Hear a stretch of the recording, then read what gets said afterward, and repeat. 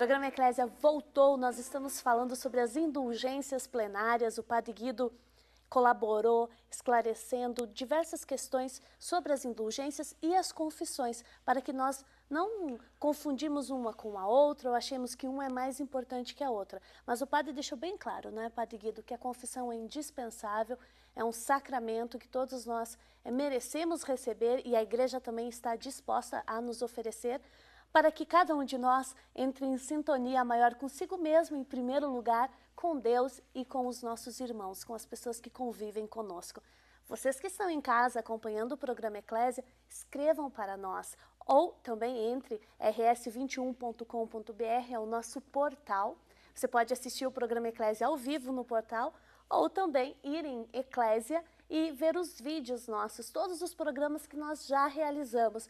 Quem sabe pode auxiliá-lo na catequese, nas missas ou nos trabalhos pastorais que cada um de você desenvolve, ou até mesmo para aperfeiçoar o seu conhecimento e a sua fé. Escreva ou ligue aqui para a Rede Século XXI, sugira um tema para nós trabalharmos, fale a respeito da condução desse assunto, se você gostou ou não, o que você acha que está faltando, porque esse programa é feito para você.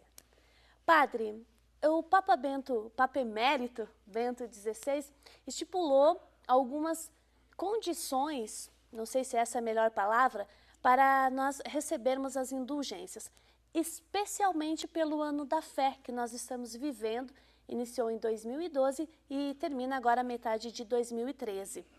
E eu gostaria que o senhor conversasse um pouco sobre cada ponto. Eu vou começar sobre essas questões de nós participarmos em 3 momentos de pregação durante as missões, ou as lições sobre as atas do Concílio Vaticano II e artigos do Catecismo da Igreja Católica em qualquer igreja ou lugar idôneo. Ou seja, que nós tenhamos conhecimento dos documentos e da vida da nossa igreja. Exato. Em primeiro lugar, estamos comemorando 50 anos do Concílio Ecumênico Vaticano II e também 20 anos da publicação do novo catecismo da Igreja Católica. São eventos que merecem serem destacados e comemorados. Por isso que o grande Papa Emérito Bento XVI estabeleceu neste ano da fé a possibilidade de cada um de nós de ler e estudar estes documentos, porque são documentos referentes ao nosso modo de ser e de agir como cristãos. É uma renovação da catequese que nós aprendemos desde crianças e que devemos amadurecer no nosso dia a dia. Na verdade, nestes 50 anos de história, com documentos do Vaticano II, muitas coisas boas já aconteceram e continuam acontecendo, sobretudo do ponto de vista litúrgico, da participação dos fiéis, do leigo a serviço da Igreja, mas também há pontos doutrinais que merecem ser aprofundados. É porque o Papa aprovou plenamente o novo catecismo da Igreja Católica. Qual Papa? O Papa João Paulo II, certo? E durante o seu pontificado foi uma das obras mais belas que ele podia fazer. E o novo catecismo não apresenta nenhuma novidade. Alguém vai logo à procura de alguma coisa diferente, não? É a mesma doutrina manifestada em uma linguagem mais moderna e que ajuda a uma reflexão prática com os nossos dias. Por exemplo, um caso prático, os mandamentos de Deus. Nos mandamentos temos, por exemplo, o 5º mandamento que diz de não matar. Numa versão moderna, e que é uma complementação, o novo catecismo diz, por exemplo, cuidado, se você dirige o carro embriagado, você está indo contra o 5º mandamento, porque pode colocar em risco a tua vida e a dos outros. O 7º mandamento, que fala de não roubar, numa maneira até moderna, o novo catecismo diz não solte um cheque sem fundo. Que seria a mesma coisa. Que é a mesma coisa. Mas, padre, mas na Bíblia não se encontra esta linguagem, é claro. Vamos nos anos da Bíblia, quando não existia nem o caro nem o cheque. Por isso, nós temos que atualizar também a linguagem bíblica e catequética, adaptando-a ao momento histórico no qual nós vivemos. Muito bem. Padre, o Papa Bento XVI, o nosso Papa Emérito, estipulou essas condições para nós recebermos as indulgências, especialmente no Ano da Fé. Na Jornada Mundial da Juventude do Rio de Janeiro, o Papa Francisco concebeu deliberadamente, através de uma rede social, para quem participou da JMJ, indulgências plenárias. Peraí, um estipula condições, que foi o Bento, e o outro liberou através da rede social. Não há uma contradição entre os dois, ou eu estou enganada? Não, há uma complementação um dos dois. Em primeiro lugar, está no pleno exercício do magistério da Igreja. As condições para ganhar a indulgência é a mesma. Isto é, a renovação do credo, Ano da Fé, confissão sacramental, comunhão eucarística, uma oração a respeito nas intenções do Papa, ou visitar uma igreja, ou, voltando ao Papa Bento XVI, um gesto concreto que reforce também a nossa expressão de fé cristã. Portanto, o Papa usa os meios modernos para chegar à pessoa humana de hoje no mundo inteiro. Inclusive, o Papa Francisco manifestou na sua visita que o Papa Emérito Bento XVI, é como um avô sábio, que ele procura sempre escutar. Então, certamente, eles devem estar dialogando bastante. Né? Não somente, Simone. Olha, analisando alguns discursos do Papa Francisco, especialmente o último discurso que ele fez para os bispos no Ceilão, poucas horas antes de voltar para Roma. Mexeu, né, padre? Mexeu até demais no coração nosso de padres. E o primeiro comentário que eu fiz, disse, olha, aqui tem o dedo e a caneta também de Papa Bento XVI. Até porque é um grande teólogo, né? Grande homem, grande conhecedor da situação da Igreja, especialmente na América Latina, e o Papa Francisco considera grande amigo e se relaciona muito bem com o Papa Emérito Bento XVI. Inclusive, a encíclica lançada recente pelo Francisco tem o dedo, a mão, a caneta, as ideias do Papa Emérito Bento XVI. Quer dizer, Francisco assinou e disse, é válido, né, como Papa, mas foi ele que... Exato, né? E, digamos a verdade, que nos últimos 40 anos de história da Igreja, sendo que o Papa Emérito Bento XVI trabalhou sempre no Vaticano também quando era cardeal, e é um grande doutor da Igreja, podemos afirmar com toda sinceridade que uma boa parte dos documentos e das encíclicas dos outros papas passavam sempre pelas suas mãos. Não para corrigir os erros, mas para perfeccionar, para colocar aqueles pormenores, para dar aquele toque de grande mestre que caracterizou, inclusive, o seu pontificado.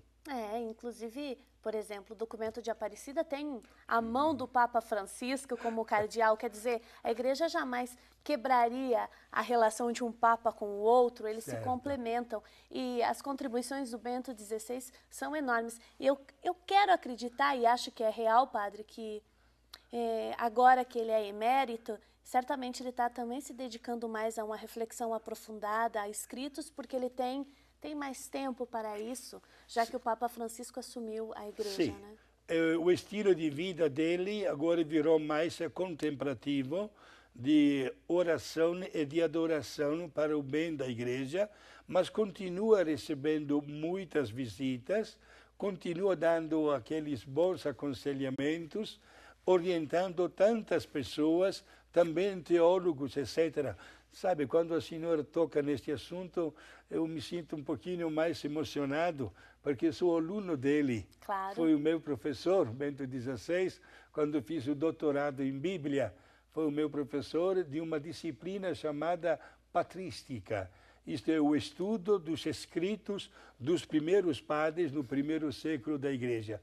Gente, uma cabeça de inteligência extraordinária, e agradeço a Deus por tê-lo tido como meu professor. Continuando a falar dele, tem mais 2 itens que ele estipulou enquanto Papa para nós obtermos as indulgências. Uma é uma visita em ou peregrinação a alguma basílica papal ou santuário. Sim. Aí o Padre Guido já falou, participação da Eucaristia, a oração do creio, profissão da fé.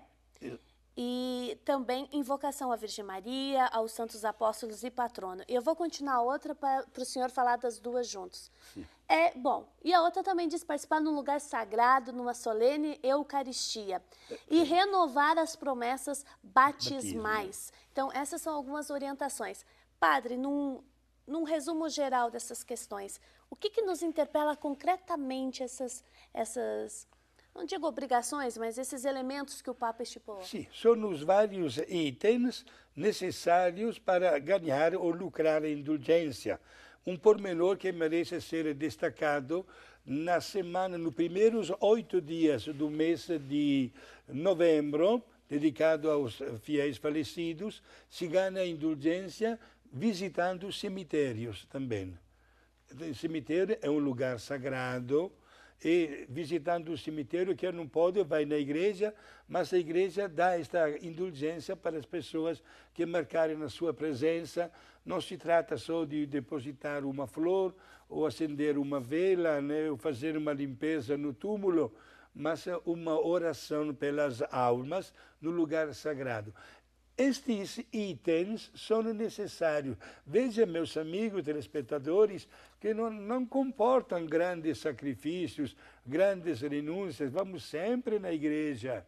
Temos sempre a possibilidade de fazer uma obra de caridade para com o nosso próximo. Podemos sempre renovar as promessas do batismo. Isto é, quando nós fomos batizados, os nossos pais e os nossos padrinhos, interpretando a nossa vontade, responderam em nosso lugar de acreditar em Deus e de rejeitar as ocasiões que nos levam ao mal.